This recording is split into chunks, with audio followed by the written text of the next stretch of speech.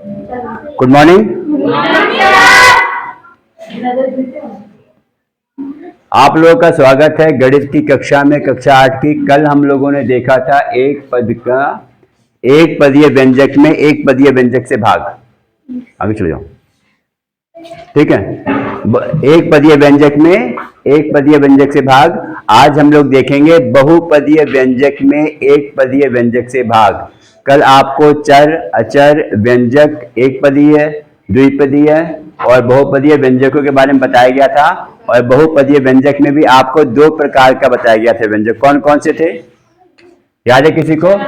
एक ही चर वाले। एक क्या बताया था हम लोगों ने? एक ही चर वाले व्यंजक क्या होते हैं? चलो फिर रहने।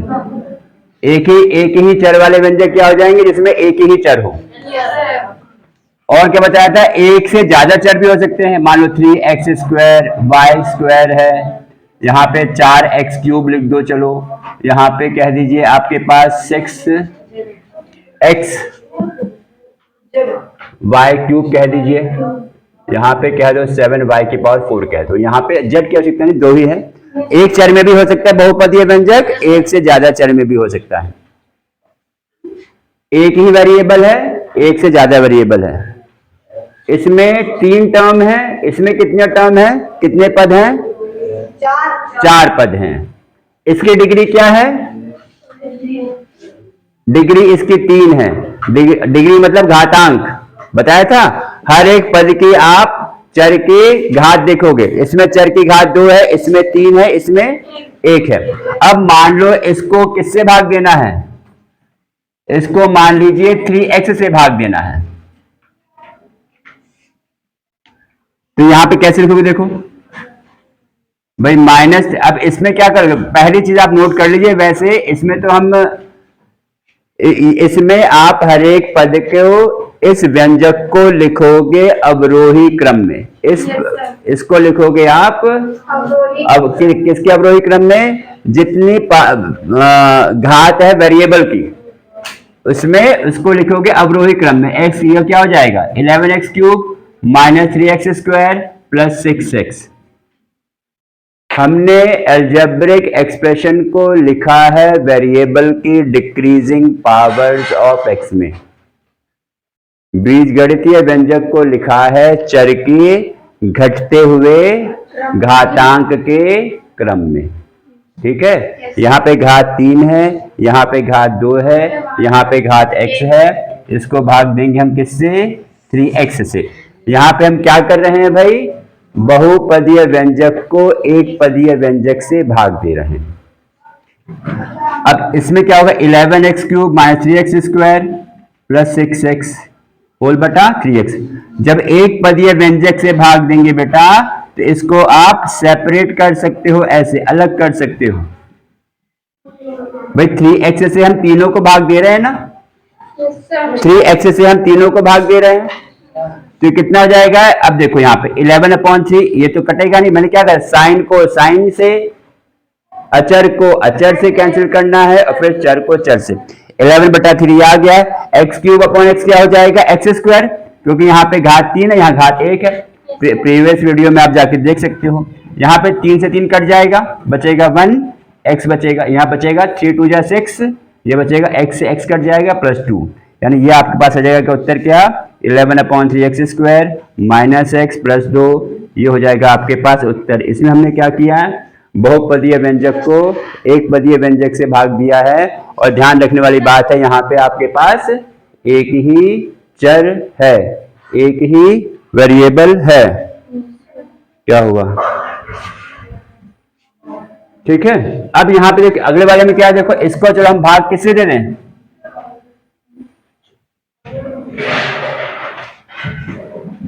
इसको चलिए भाग दे दीजिए। इसको मान लीजिए हम लोग भाग देते हैं किससे? 3xy से। चलो कर देते हैं इसको भाग दे रहे हैं 3xy से। तो क्या आएगा? 4x³ + 3x² y²। हम अगर इसकी बात करें, इसकी कितनी डिग्री है बेटा? Degree 4।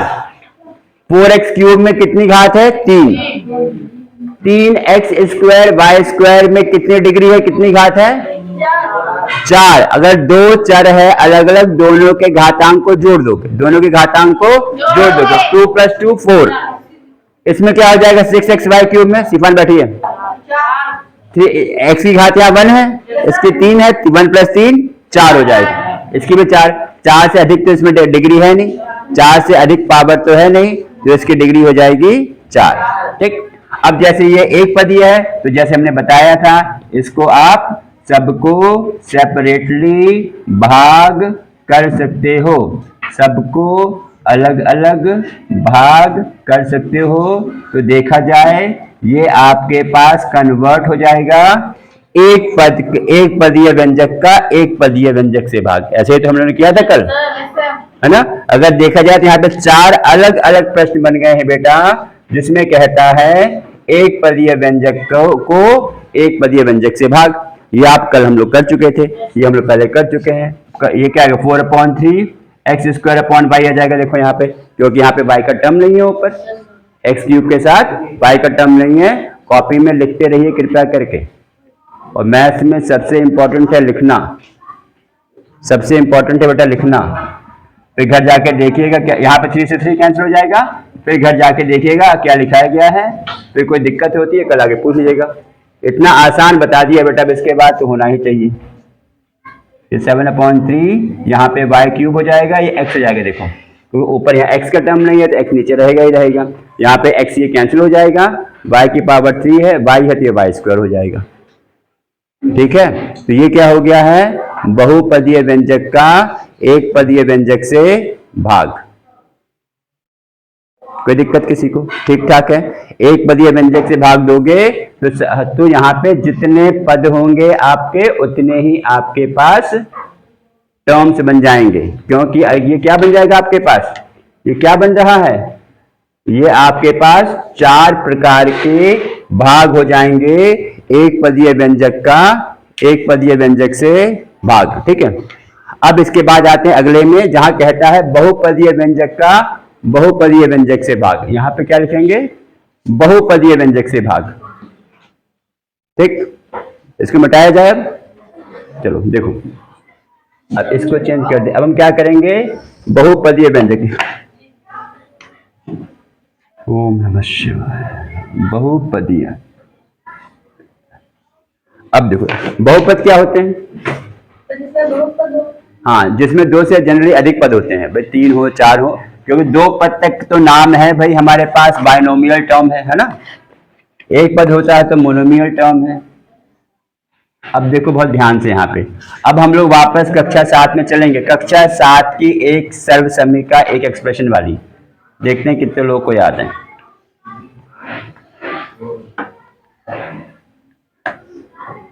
x plus A into X plus B, किसी को याद है क्या होता है? चलो ठीक है, आवाज भी आ गया सर कि नहीं याद है। इसको आप लोग मल्टीप्लाई कर सकते हो? करो मल्टीप्लाई। कितना आएगा? इसको मल्टीप्लाई कर दो।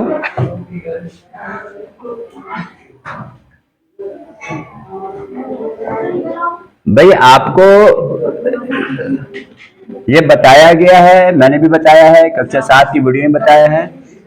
ये मल्टीप्लाई करने का इसका मतलब क्या हो गया? इसको इससे करोगे, इसको इससे करोगे, इसको इससे करोगे, इसको इससे करोगे, तो कितना हो जाएगा? ये X square plus A plus B X plus A B आ जाएगा ये। ठीक है, ठीक है, आ जाएगा ये। भाई पूछो। ठीक भाई, आप इसको मल्टीप्लाई करोगे क्या होगा यहाँ पे आपके पास? भाई इसका मतलब क्या है? तो दिखाई देते हैं, देखो x गुणा एक्स प्लस बी आएगा, प्लस a को गुणा करोगे x प्लस बी से, कितना आ जाएगा? ये X square plus B X plus ये हो जाएगा A X plus A B. यहां से आप x कॉमन ले लो, आ गया ये। देखो यही तो हम बताना चाह रहे हैं आपसे। ये तो नहीं चाह रहे आपसे ये चीज। यानी हम यहां पे क्या कह सकते हैं, x plus A into X plus B, अगर आपके पास X square plus A plus B whole into X plus A B है, ये आपके पास है, ठीक। मल्टीप्लाई करना दिखा दिया कैसे आ रहा है ये, इसको आप देख सकते हो। अब इसी तरह एक प्लस ले लो यहां पे बेटा, हम अगर कह दें यहां पे x प्लस 3 गुणा एक्स प्लस 4 कितना हो जाएगा, देखो a का मान यहां पे 3 है, a की जगह 3 है, यहां पे a की जगह 3 है, b की जगह 4 है, यहां मान लगते हैं यहां पे एक्स स्क्वायर कितना होगा प्लस 3 प्लस 4 एक्स प्लस 3 गुणा 4, ये हो जाएगा आपके पास X square plus 7 X plus 12। इसी में मैं सारी चीजें बताऊंगा। ये छोटा सा प्रश्न है, अगर ये समझ में आ जाता है तो आपको भाग का प्रश्न आसानी से समझ में आ जाएगा। समझ में आ रहा है ये हो गया। अब हम अगर कह दें, ध्यान दो, इसका उत्तर ये आ गया है। अगर मैं कहता हूं x square plus 7 X plus 12 को भाग देना है एक्स प्लस 3 से, कितना आ जाएगा, एक्स स्क्वायर प्लस 7 एक्स है, एक्स प्लस 4 आ जाएगा, क्योंकि हमने देखा है X square plus 7 X plus 12 को हम लोग क्या लिख सकते हैं बेटा, x plus 3 into X plus 4 लिख सकते हैं। ये कट जाए कितना आ जाएगा, एक्स प्लस 4 आ जाएगा। कोई दिक्कत किसी को? इसी तरह से अगर मैं इसको x square plus 7 X plus 12 को मैं भाग देता हूं एक्स प्लस 4 से, तब तो आप उत्तर बता दोगे कितना आएगा। अब ये कितना आ जाएगा, एक्स प्लस 4 से भाग दोगे, ये से कट जाएगा, एक्स प्लस 3 आ जाएगा। ये तो है, कोई दिक्कत तो नहीं है। अगर फिर भी कोई दिक्कत हो रही है तो थोड़ा सा यहाँ पे देख लो बस फटाफट। देखो अगर यहाँ पे 6 को भाग दोगे 2 से, कितना आ जाएगा, 3। पता है क्यों आ जाएगा नैबिश, 2 गुणा 3 6 को लिख सकते हैं, 2 से 2 कटेगा, देखो 3 आ जाएगा। कोई दिक्कत किसी को? भाई 6 के 2 ही फैक्टर तो हैं, 2 और 3। अगर 6 को मैं 3 से भाग दूंगा तो कितना आ जाएगा, 2। ये तो बचपन से करते हुए आ रहे हैं, है ना। ये छोटा रूप है। इसी का बड़ा रूप ये वाला है कि x square plus 7 X plus 12 को हम लिख सकते हैं x plus 3 into X plus 4 में, और एक्स प्लस 3 से डिवाइड करेंगे तो ये कैंसिल हो जाएगा, जो बचेगा ये बचेगा। ऐसे ही तो देखो मैच कर रहा है ना। अब जैसे ये था, इसको हम लिख सकते थे x plus 3 into X plus 4 में, एक्स प्लस 4 कैंसिल हो जाएगा, एक्स प्लस 3 बच गया है। इससे एक चीज आप डिराइव कर सकते हो, पहचान सकते हो, कर सकते हो। क्या चीज कर सकते हो बेटा इसमें? अब बहुत ध्यान से देखना, बिल्कुल एक ही बार, अब बहुत इंपॉर्टेंट चीज है, एक ही बार में आ जाएगा और ये आपको आगे भी काम आएगा। देखो अब क्या चीज आपको नोट करनी है, ध्यान देना है। X square plus A plus B into X plus A B अगर है, एक्स प्लस ए से मैं भाग कर रहा हूं तो यहां पे क्या आएगा, एक्स प्लस बी बचेगा।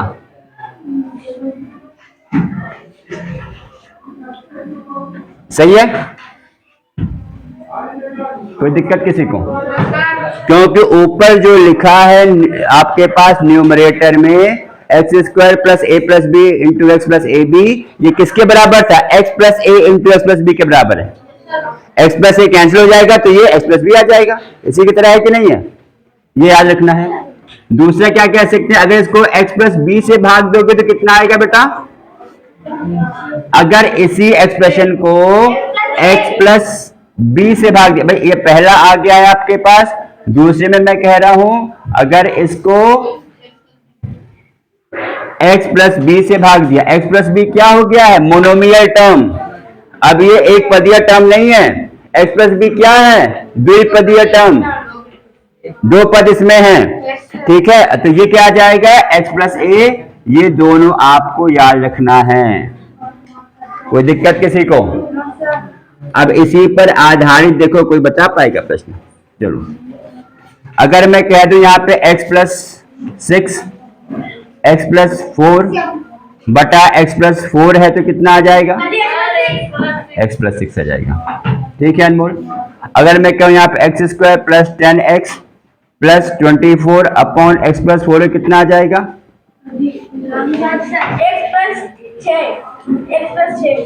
एक्स प्लस 6 तो आएगा। क्यों आएगा? क्योंकि ये चीज और ये चीज सेम है। x plus 6 into X plus 4 is equal to X square plus 10x plus 24 है। तो यहाँ पे a का मान 6 है, b का मान 4 है।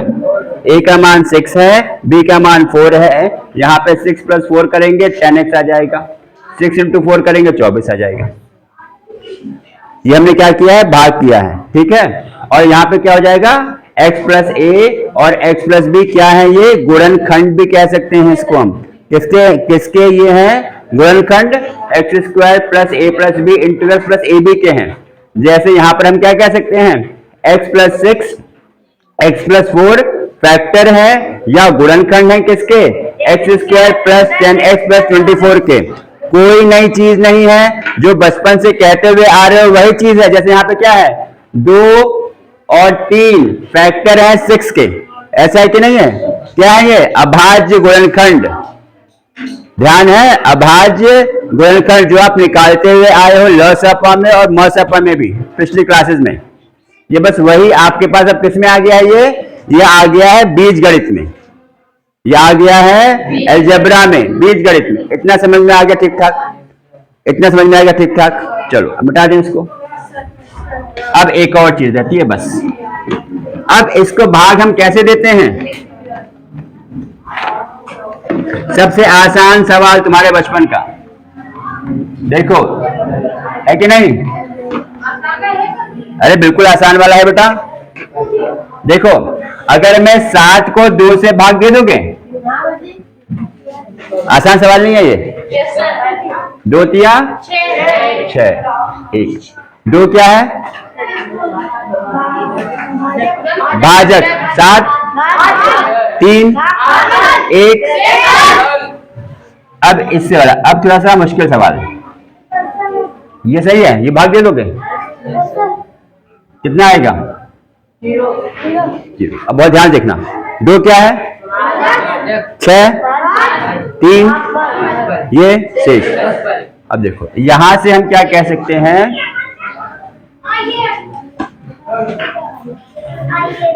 यहां से हम कह सकते हैं 6 बराबर 2 गुणा 3 कह सकते हैं।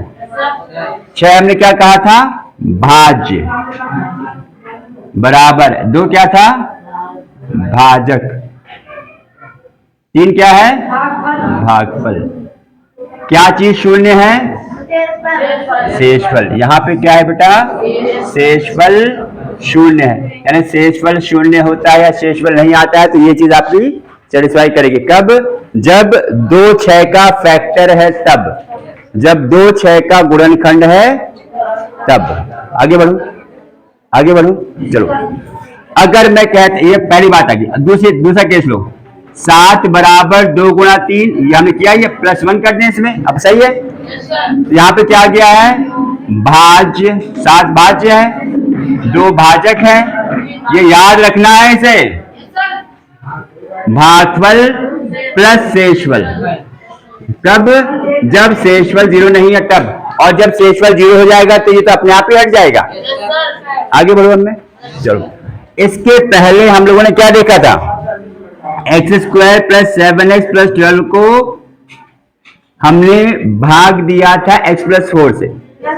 अभी इसके पहले तुरंत देखा था क्या आया था? भागफल x प्लस 3 आया था। 2 लिए थे उदाहरण, ये 7 वाला है, x 3 आया था। अब देखो पवित्र में देखना, ठीक है मुस्कान? देखो x square plus 7x plus 12। अब इसमें भाजक क्या है? भाजक क्या है? x plus 4। भाज्य क्या है? कोई दिक्कत नहीं किसी को? ये इसी का बड़ा रूप है बेटा, जो बचपन से करते हुए आ रहे हो। इसी का ऐसे कोई दिख रहा है ना? इसी का भाई दिख रहा होगा। भाज्य भाजक हो गया है, ये भाज्य हो गया है। अब देखो, सबसे पहला काम आपको बीज गणितीय व्यंजक के भागफल में करना है। सबको डिक्रीजिंग पावर्स ऑफ एक्स या वेरिएबल में अरेंज करना है। क्या बोल रहा हूं मैं? डिक्रीजिंग पावर्स ऑफ वेरिएबल, यानी जो भी आपके पास चर है उसके घात को अवरोही क्रम में अरेंज करके लिखना है। जो भी चर है उसके घात को अवरोही क्रम में करके लिखना है। ठीक, अब यहां बना लोगे एक रफ कॉलम। क्या बना लोगे? रफ कॉलम बना लो। यहां पे पहली संख्या क्या है? एक्स स्क्वायर है। एक्स स्क्वायर को भाग दे लो इसकी पहली संख्या से। अब ये बिल्कुल जाना पहचाना लग रहा होगा। एक पदीय व्यंजक का एक पदीय व्यंजक से भागफल कितना आएगा? एक्स। ये तुम बता रहे हो भैया, एक्स आएगा। एक्स यहां लिख दो पवित्र मन से। इस एक्स का गुणा कर दोगे इस पूरे भाजक से। एक्स गुणा एक्स क्या हो जाएगा? X square. प्लस गुणा प्लस प्लस, मैंने बताया चिन्ह का चिन्ह से गुणा, चर का चर से गुणा, अचर का अचर से। ये दिमाग में हमेशा रखना है। यहाँ पे कोई चिन्ह नहीं है एक्स के पहले, यहाँ पे हमने कोई चिन्ह नहीं लिया एक्स के पहले, मतलब प्लस हो गया है। प्लस गुणा प्लस हो जाएगा। अब x इंटू 4, अब x का गुणा 4 से 4x। अब ये देखा हो पिछली कक्षा में, आप जब घटाते हो बीजीय व्यंजकों को तो क्या करते हैं? Sign of lower term changes. जो पद नीचे लिखे हुए हैं, जो टर्म नीचे लिखे हुए हैं, सबका चिन्ह बदल जाता है।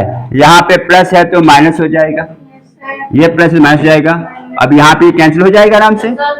बीज गणितीय व्यंजक का घटाना किया है पिछली कक्षा में। 7x माइनस 4x क्या हो जाएगा? 3x, क्योंकि ये यहाँ पे सजातीय पद है। क्या है ये? सजातीय पद। अब पवित्र में अब हो जाएगा, देखो। यानी यहां पे हम क्या देख रहे हैं?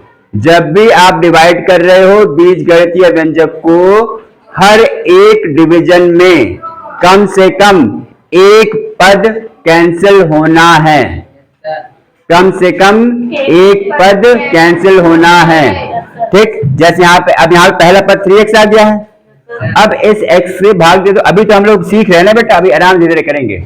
अब 3x को हम भाग देंगे, x से कितना आ जाएगा? x 3 आ जाएगा। एक कैंसिल हो जाएगा ना यार। ठीक है, 3 आ जाएगा, है ना।